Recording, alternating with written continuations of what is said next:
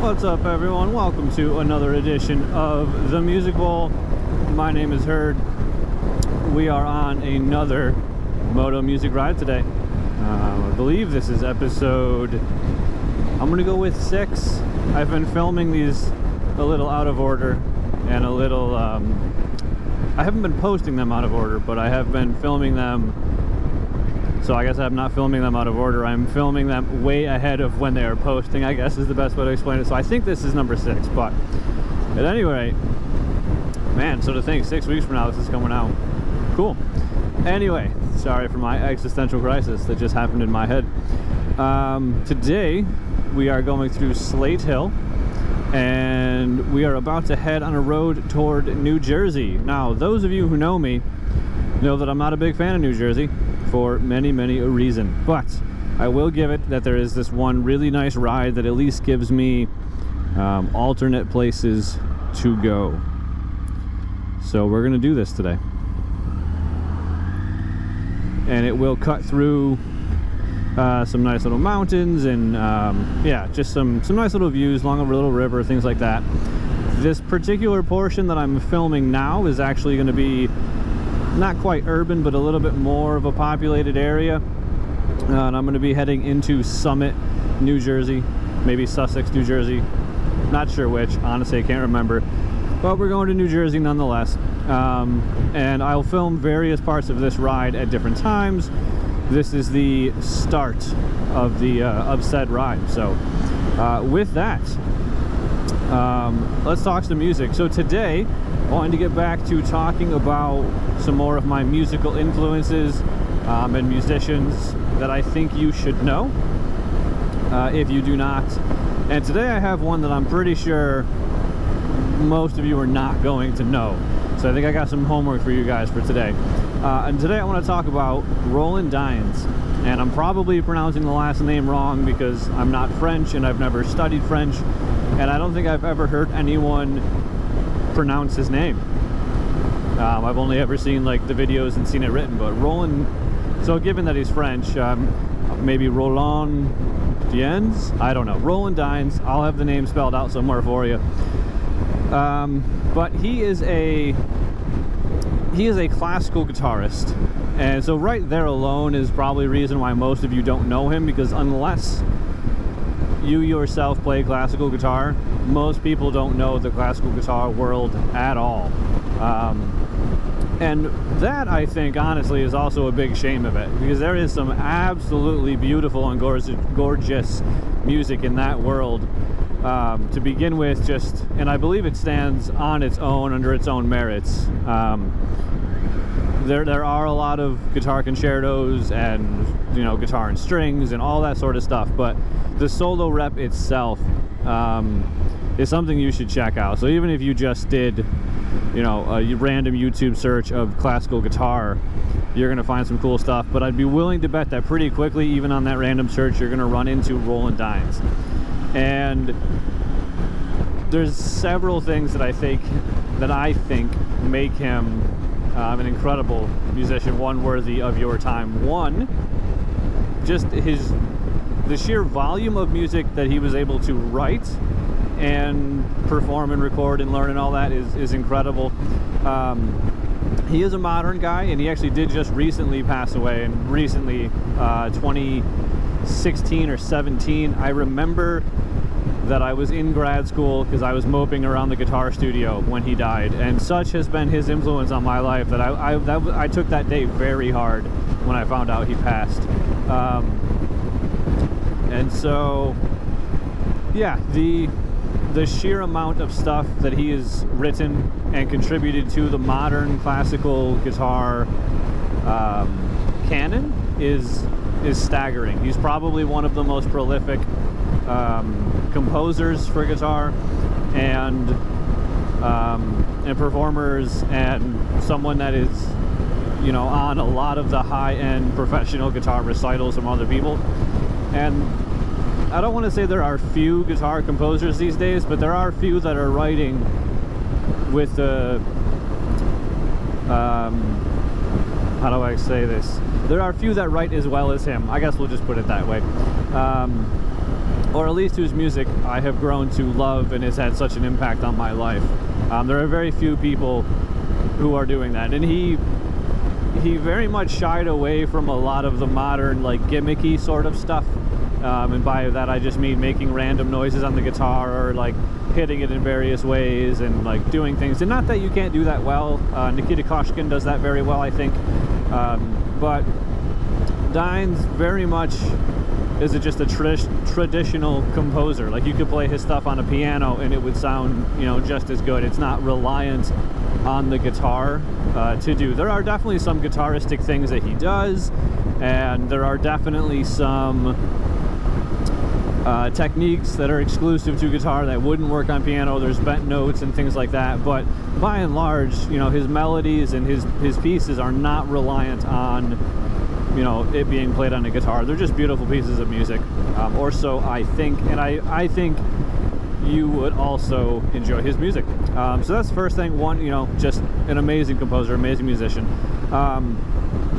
The other really cool thing about him is that while he is a classical guitarist, he was also extremely inspired by the jazz musicians, especially the early guys like Django Reinhardt and Stefan Grappelli, and a lot of the really old jazz canon, Louis Armstrong, you know, some of the early innovators, that kind of stuff. And again, while he is a classical musician, or, you know, would so be labeled by most people, he would often improvise pieces on his recitals. And not only would he improvise, you know, a piece, there were, at times, he would improvise an entire concert. He would just say, like, I'm gonna play this piece, you know, and it's in such and such a key, and let's just see what happens. And he would perform, and he would do that, you know. Or he might start with, okay, you know, I'm gonna play Nuage, which is a Django Reinhardt jazz tune, and he might say, I'm just going to perform Nuage, and then make up his arrangement of it on the spot. And I don't think there are any classical piano players who would do that in the middle of a professional classical piano recital. Just say, I'm going to make up my own arrangement right now. There probably are, and I'm just too ignorant to the modern piano game to know that people are doing that, but to my knowledge, that wasn't something I ever heard any piano major ever talk about.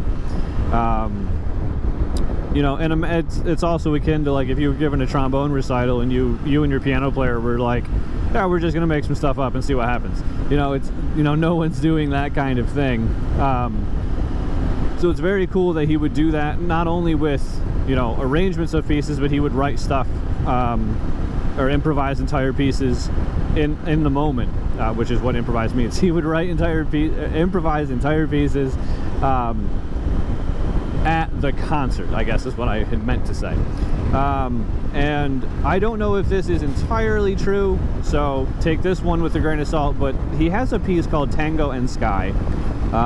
And the side fact that I'll get into in a moment, but with the tango part, he was very inspired by Argentinian music, and we'll get into that shortly. But he has a piece called Tango and Sky, and ooh, hello lake. Oh, you can't see it because of the green. Stupid trees, get out of the way. This lake was much more beautiful a couple of weeks ago when the stupid trees weren't on the way. Dumb oxygen. Piece called Tango and Sky, and the story goes that he improvised the entire piece at a concert. I think it was even like a house party. I had heard like he was just giving a house concert and he performed this piece and people loved it and he liked it, and then he just went back and wrote it down. And now I don't think that's the particular reason, but it's such a good piece of music. It's so guitaristic, it's very difficult to play. But because of all those things, it has become part of the standard guitar repertoire, which is just really cool that this piece that people strive, you know, for a long time to get every note perfect and learn all these cool techniques and do all this stuff, you know, to just get it to be like a traditional classical guitar piece. He was just like, I just played it one day and then wrote it down. Like, it's kind of cool, you know. At least I think so. And having some background in jazz, I can appreciate that even more, of like, you know, while I still improvise, you know, to write an entire piece in the moment and then kind of just go back and write it down is still extremely impressive. And so that's just one of many examples of pieces that he did that were like that. And so I did mention that he was very influenced by the Argentinian music, and in fact he did a lot of great work to bring the music of Astor Piazzolla to the guitar community. And Piazzolla, look at this nice little field. I just like this spot. I don't know why. There's nothing really, I don't want to say interesting, but there's nothing particular about that little field that is striking, but I just like it.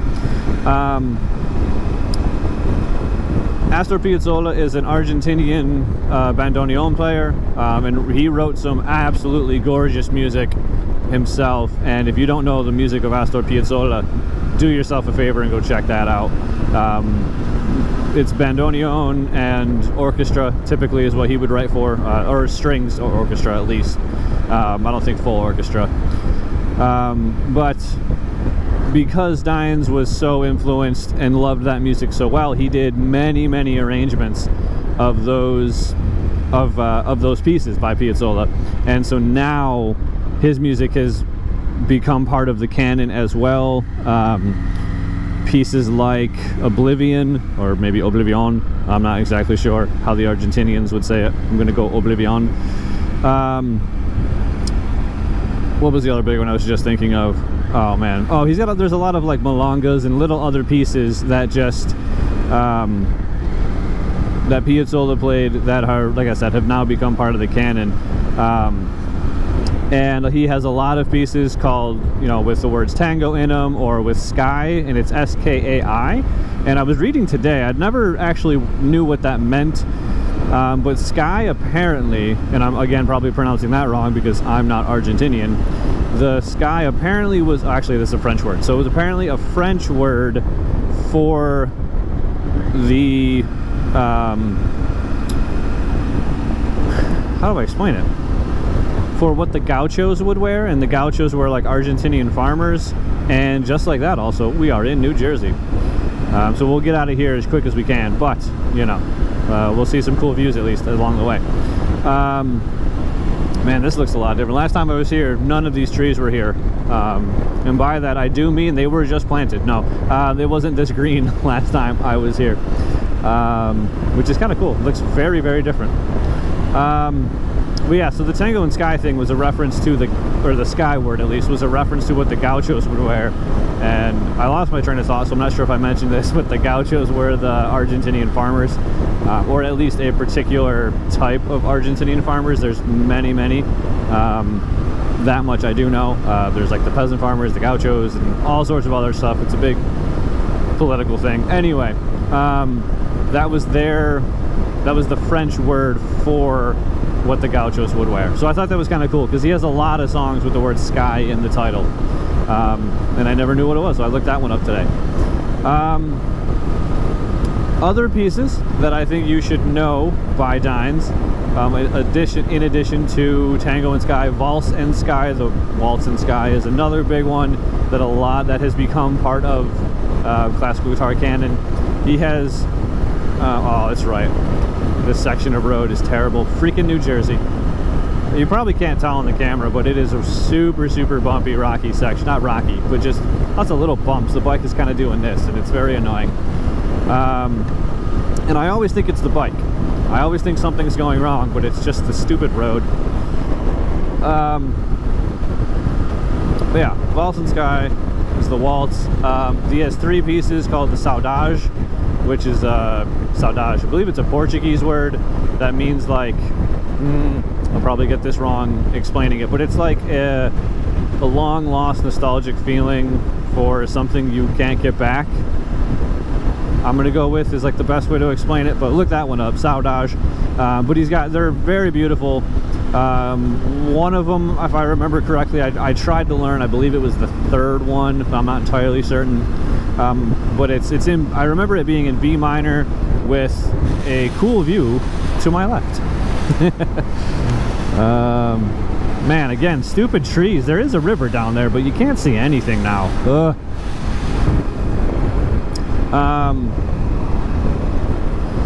Yeah, the Stardust in B minor, cool tuning for one of them, so you get to utilize a lot of interesting open strings.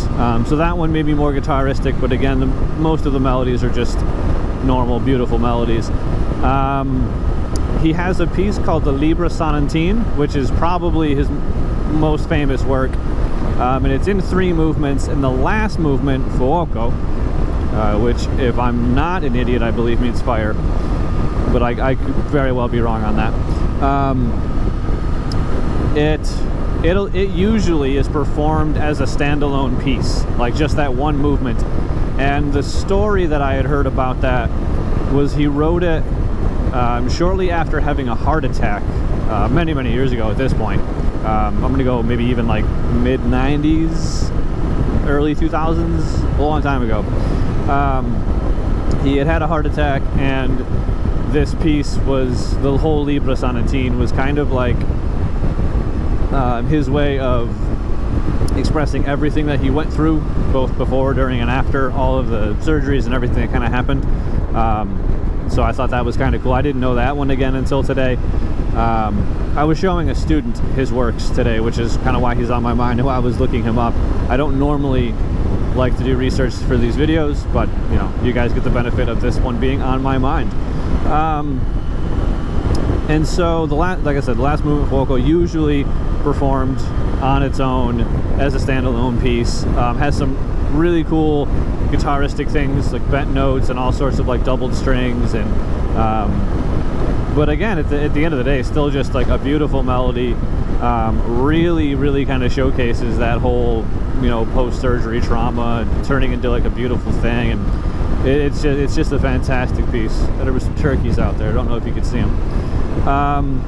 And then what was the other one? I mean, there is so much. It's like you can't come across a Dyens piece. Any of his jazz arrangements are incredible. I will give you that. They're absolutely fantastic. He has a lot of versions of Nuage by Django Reinhardt. He has just all that old French music. He has several versions of Oblivion that I've seen him perform, the Piazzolla piece. So well worth kind of just looking in. And for me, I guess one of the main reasons that his music stuck with me is he was one of the first people, or one of the first classical guitar players that I discovered when I first got into classical guitar. And I think this is something I actually had meant to mention this at the very beginning, but we'll do it now because, you know, we're here.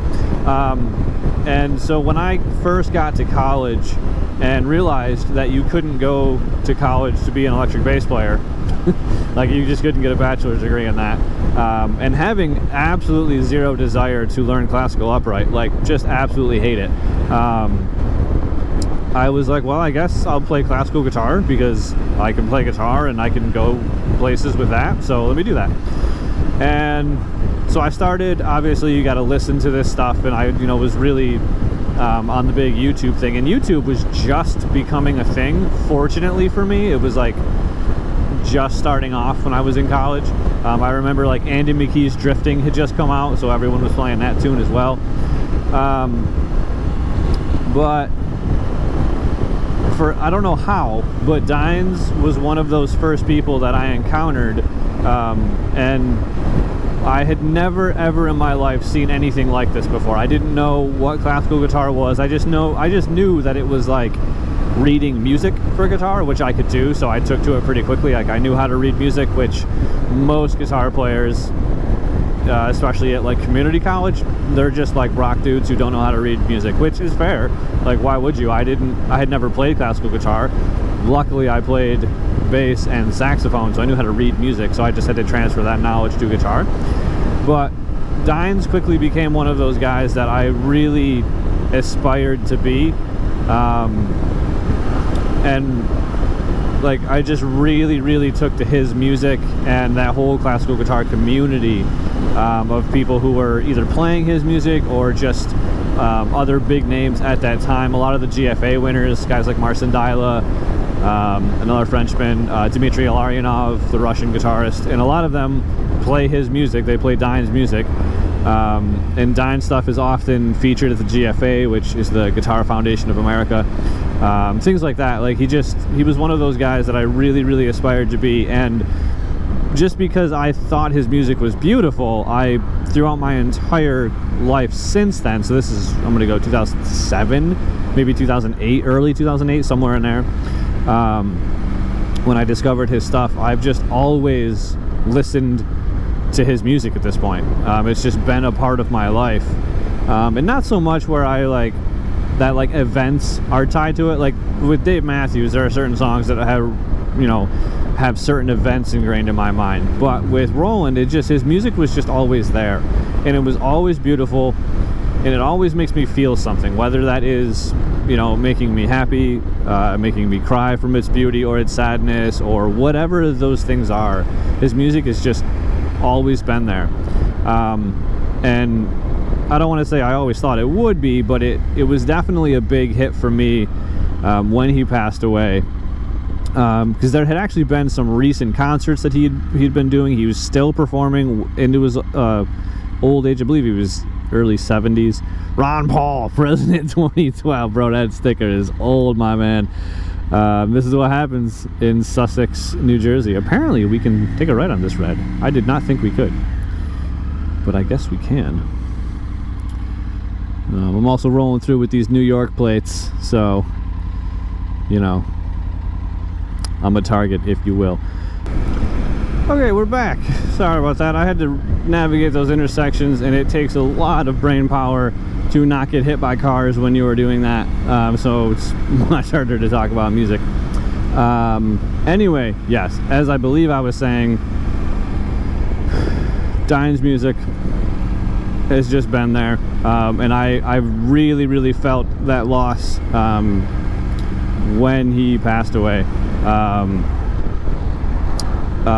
Because he was, that's what it was. He was just giving some recent concerts, and look at that beautiful lake. Dang, so cool. No trees in the way of that one. Stupid trees.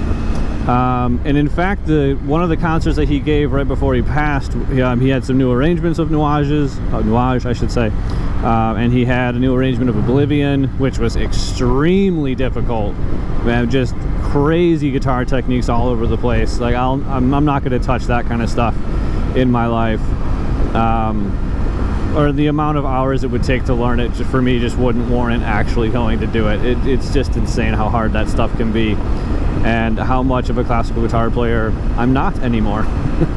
I've tried to learn a lot of his music in my life, and I never really get all that far. It gets extremely difficult very quickly. And again, whether it's a mental block or I'm just not very good, I don't know, but I've never been able to put together an entire piece of his. I have learned a lot of his melodies, and just kind of like played them as they are, but yeah, to just learn an entire piece has been very, very difficult. So if you don't play guitar, it might be tough to appreciate all that's going on, but if you do, you'll understand. I think you know what I'm talking about. So yeah, with that, and that nice little Tractor Supply, I will leave you to it, to go do your homework. Go check out some Dyens music. Again, to recap, Tango in Sky, Valse in Sky, the Libro Sanentin, the Saudages would be the pieces to kind of go and check for first, and then after that, just anything. And this is the other cool thing with Dyens that I will say, is that because he is so modern, there are many, many, many videos of him playing his music. And I think that this was another big point that I forgot to mention, because I'm riding a motorcycle and can't keep my train of thought together. He was one of the few guys that I was seeing that was writing and performing his own music when I first started off. He was one of the few who was doing that. A lot of guys in the classical community just perform music. They're not also composers. And a lot of the composers that I knew were all the old dead guys. And I absolutely love their music. Guys like Francisco Tárrega, Fernando Sor, Mauro Giuliani, Andres Segovia, but they were all old dead white guys. Whereas Roland Dyens was someone in real time writing, performing, doing all the things that a guitarist will do. And so that was another big inspiration of like, okay, people are still doing this. It's not just a dead art form. And just a huge list of guys that are still alive and composing and doing this cool thing in real time, and that it's still a living community. It's not just performing music of the old dead white guys. So, all right, with that, I will leave you to go and check out some of his music. I think you're gonna love it. Even if you're not a guitarist, I'm positive you will find the beauty in his works, especially, you know, the saudages. He does have stuff that is not just solo guitar, so you can check into those things as well. If, you know, just listening to the classical puts you asleep, he does have, you know, string quartets and piano duets and things like that. So yeah, for those of you watching the video, as always, I'll give you another minute or so of just the ride as I weave my way through New Jersey. For everyone else listening to the audio, thank you for listening, and I'll catch you next time.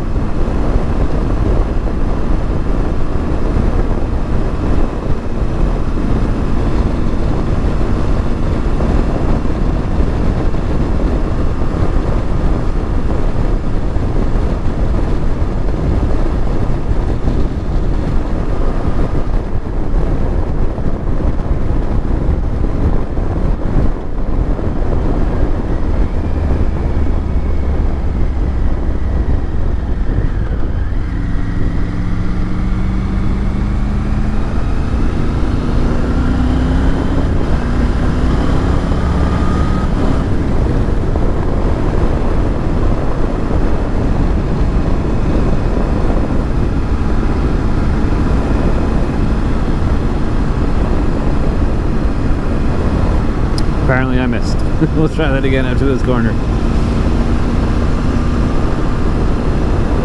Alright, here we go. Ugh.